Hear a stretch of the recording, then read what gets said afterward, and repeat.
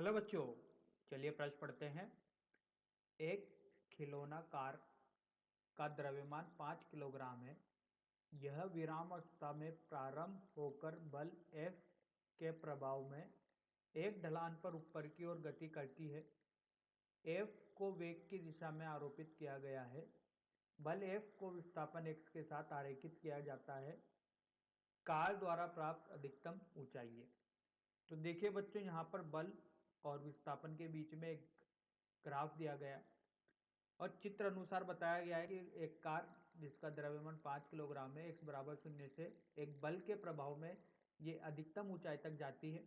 तो इस अधिकतम ऊंचाई का मान बताना है कि कहाँ तक जाती है।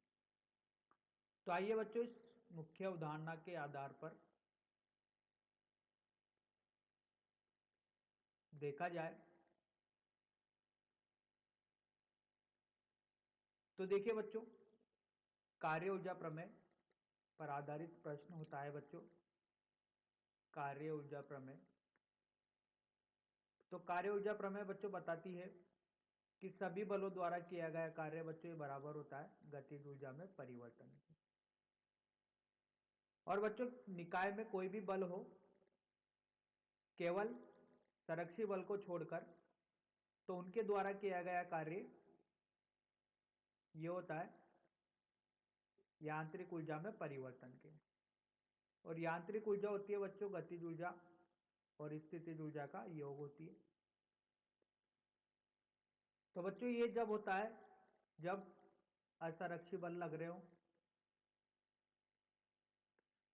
निकाय में,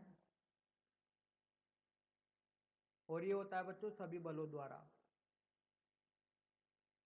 द्वारा कार्य। और बच्चों, कार्य होता है बल गुणा विस्थापन। तो बच्चों, अगर एक ग्राफ दिया गया है जो कि बल और विस्थापन के बीच में है, तो अगर इसका क्षेत्रफल निकालते हैं तो ये क्षेत्रफल बच्चों प्रदर्शित करता है कार्य को। तो आइए बच्चों, इस मुख्य उदाहरण के आधार पर प्रश्न को हल करते हैं। देखिए बच्चों, यहां पर अगर बल प्रभावित हो रहा है एक, जिससे कार ऊपर जा रही है, तो ऊपर जाने पर बच्चों यहां पर इसके पास स्थितिज ऊर्जा होगी। इस जगह पर बच्चों इसकी स्थितिज ऊर्जा निर्देश तंत्र के रूप में होती है।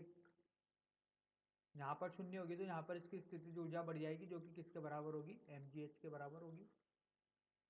यहां पर बच्चों इसकी गतिज ऊर्जा शून्य है और यहां पर भी इसकी गतिज ऊर्जा क्या हो जाएगी, शून्य। मतलब अंतिम और प्रारंभिक गतिज ऊर्जा जो है ये दोनों शून्य है। प्रारंभिक स्थितिज ऊर्जा भी शून्य है, तो अंतिम स्थितिज ऊर्जा mgh के बराबर है बच्चों।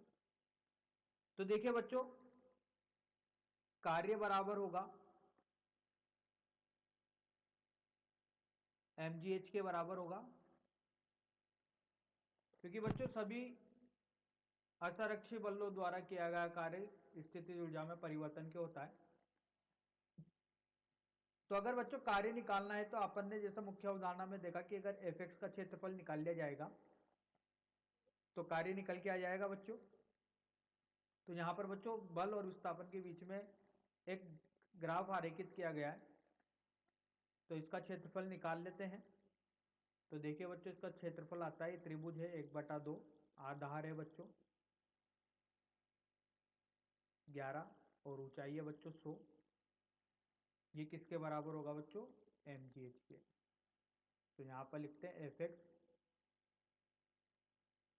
ग्राफ का क्षेत्रफल, fx ग्राफ का क्षेत्रफल ये देगा बच्चों अपन को कार्य। तो बच्चों ये कटा 50 बार, तो 11 गुणा 50, द्रव्यमान है बच्चों 5 गुणा जी का मान 10 लेते हैं, गुणा एच का मान निकालना है। तो देखिए बच्चों, यहां से एच निकल के आ रहा है हल करने पर 11 मीटर। तो बच्चों यही अपने प्रश्न का उत्तर है। बोला गया था कि कार द्वारा प्राप्त अधिकतम ऊंचाई, तो ये अधिकतम ऊंचाई होगी, जिसकी वजह से बच्चों ये जाने पर उसके पास स्थिति जुड़ जा जाएगी। तो आशा करता हूँ बच्चों आपको यह समझ में आया होगा। धन्यवाद।